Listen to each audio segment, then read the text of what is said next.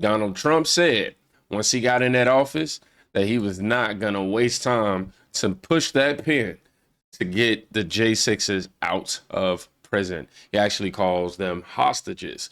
And what these people in the deep state are doing to try to prevent that from happening. Let's check it out.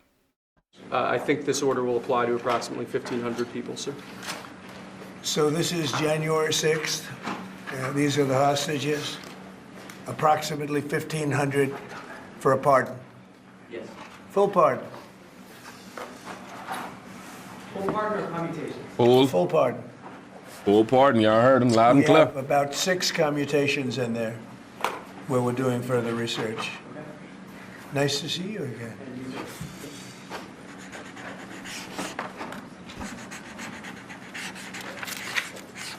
So this is a big one. Yes, it is. Anything you want to explain about this? We hope they get them. We hope they come out tonight, frankly. They're expecting it. We're definitely going to get the update on that. Approximately 1,500 people. Six commutations. Were there any cases you did not commute or pardon of people? We're looking at different things, but the commutations would be the ones that we'll take a look, and maybe it'll stay that way, or it'll go to, full pardon. And the order does require the Bureau of Prisons to act immediately on receipt of the pardons and Right. commutation orders. Sir, this is an Why don't we get that down so they can get them going right now? Yes, sir. Is that okay? Yep, absolutely. This is a proclamation guaranteeing the state's protection against invasion based on the current crisis at the southern border. It invokes various executive powers relating to the ongoing invasion at the southern border. Shout out to Alex Jones for actually posting this clip right here. Donald Trump making good on his word by pardoning the January 6th prisoners. In his words, though, he called them the hostages. Rightfully so, though. There's a sentiment among some that federal agents may have incited or entrapped individuals into participating in the riots, suggesting that the actions of some were influenced by undercover operations. And we all know Nancy Pelosi's famous video that's gone viral underground, meaning not on mainstream media at all, of her actually admitting how she needs to take accountability for her lack of actions during that time. And critics also argue that sentences handed out were disproportionately severe compared to those given for similar or more violent protests, like those groups like Antifa or Black Lives Matter. Do those ring a bell for y'all? Leading to perceptions of unequal justice. We're going to talk about more reasons why in a minute, but right now, breaking news actually, or last night, I'm sorry, it was ensuing outside of DC's jail as police attempted to push anti-Trump protesters and media away as detainees are set to be released at any moment. And January 6th, prisoners were released last night, y'all. Let's go ahead and see what we got right here, though.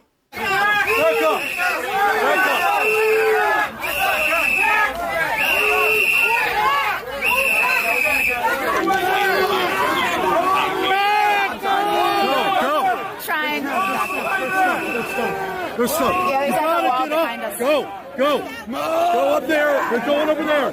Go over there. Street. Media, get on the street. Now. Go back now. Go back now.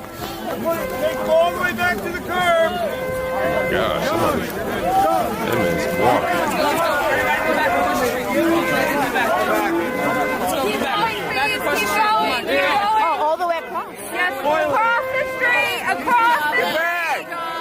Keep going. Watch out for the ice. Get back. Oh, I just left DC, and when I tell you it, the ice, but I will say those trucks was on point. The salt trucks. Are you friends? Over here is the driveway.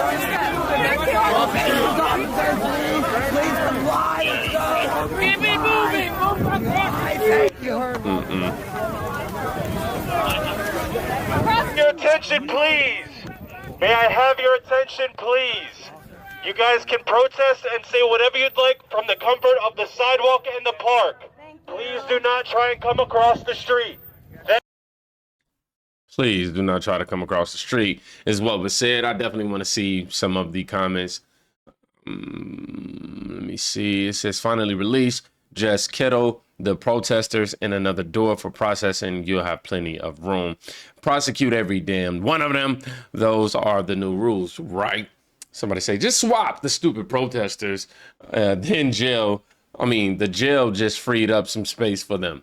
Definitely got some space freed up after Donald Trump decided to make good on his word. Now, this is a video that popped up on my timeline that actually happened. I mean, they posted the day right before Trump became the president for the second time. It says, freedom is coming for J6 prisoners. When truth comes out, heads are going to roll. I don't know if this clip is of J6 prisoners. They didn't specify that. However, just when I seen J6 mention it, my mom was like, I don't know, but let's check out a little bit of this.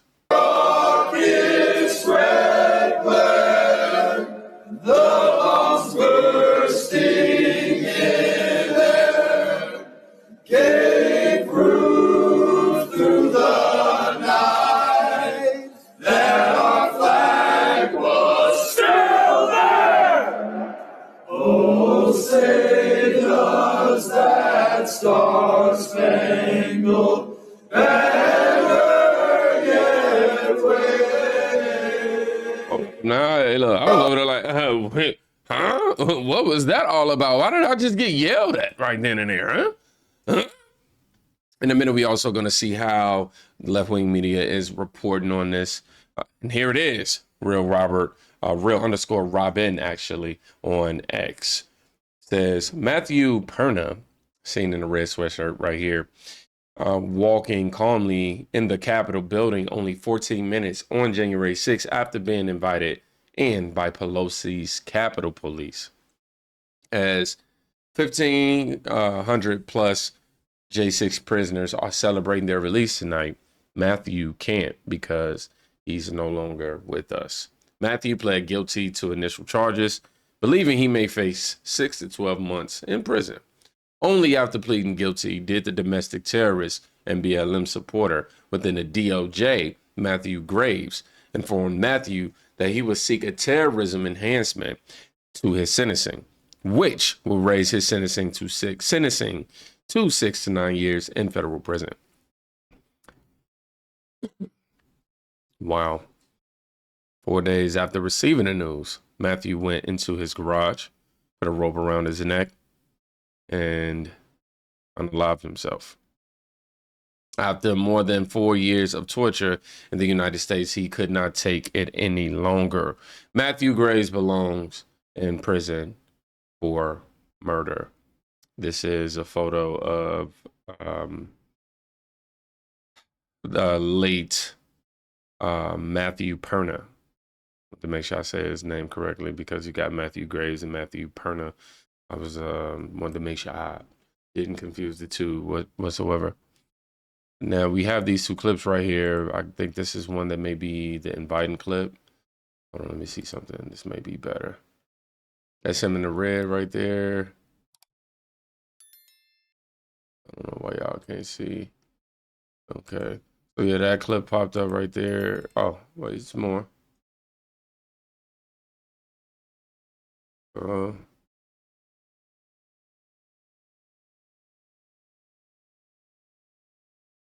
Okay, so that's him walking through calmly.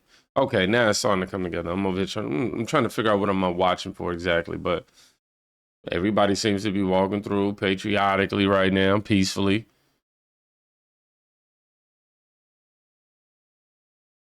Were they supposed to be in this particular part of the building right now? I don't know.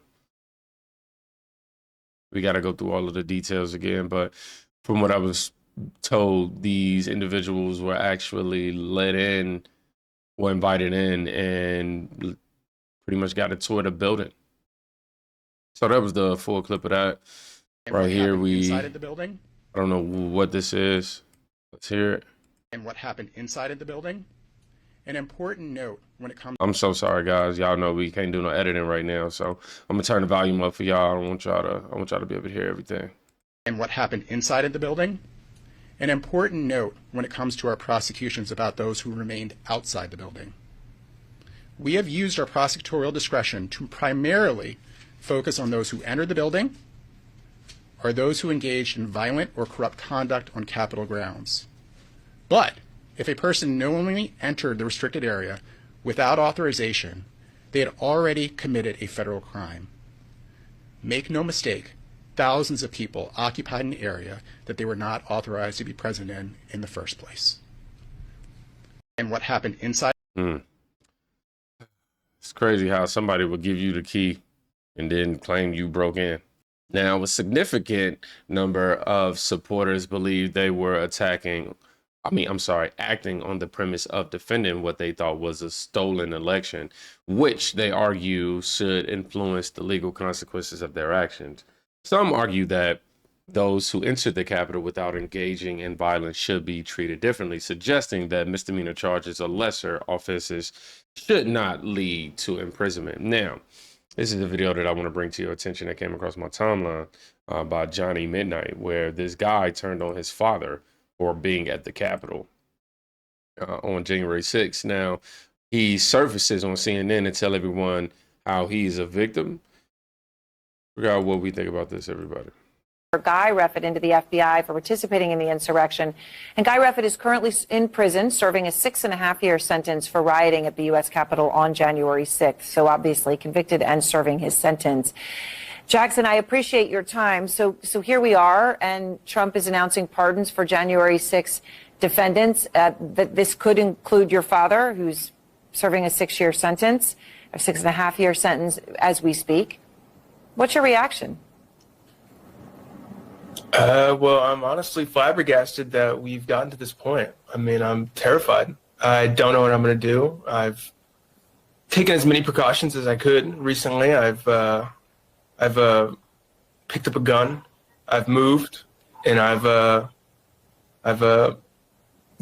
gotten myself. I really hope they can get down to the why, because if it's strictly just because he was at the Capitol on that day and nothing else, I really, really, really have to know. Away from what I thought would be a dangerous situation and staying where I thought my dad could find me, or other people, people that are going to feel so validated by these actions, by this pardon.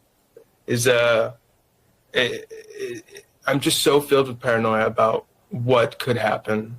I've been waiting all day from a call from the DOJ to just figure it out and know what to do next, because right now I don't, other than just to sit around and talk about it. I mean, you're scared. I mean, you're right. I mean, you're scared about what could happen from your father specifically, or someone else. Yeah. But why? Like, my question is just why? I don't know what other people are thinking. I don't even know what my father's thinking. I mean, I've talked to my father before, but I had thought it gotten better, and it really hadn't. My dad is still involved with these militias. He still talks with, a martyr status. He has no change. He's more galvanized than ever. It's because he's a Trump supporter and you're not. We're reading between the lines. I've seen my mom too. My sisters are waiting outside the jail cell right now, and I feel for them, and I know I know who they are, and I love them, but I can't feel safe. And I'm sure hundreds of other families, thousands of other people that have been affected by these people and their actions, and what could happen when they're released. I mean, who knows? I mean, my dad once called me a traitor, and he said traitors get shot. So that's all I can think about recently. Okay, now we have somewhere. If I was a kid, not his head, and I'm putting two and two together. Hey. And just yeah. I'm sorry, Jackson. You mentioned your sisters, and I know you're one of three, and your sisters are there, and you mentioned your mom too, and your mom and your sisters are fully on board with your father. And you talk about, it really sounds like January 6th broke your family apart. Oh wow, I'm not. There goes the narrative, right there.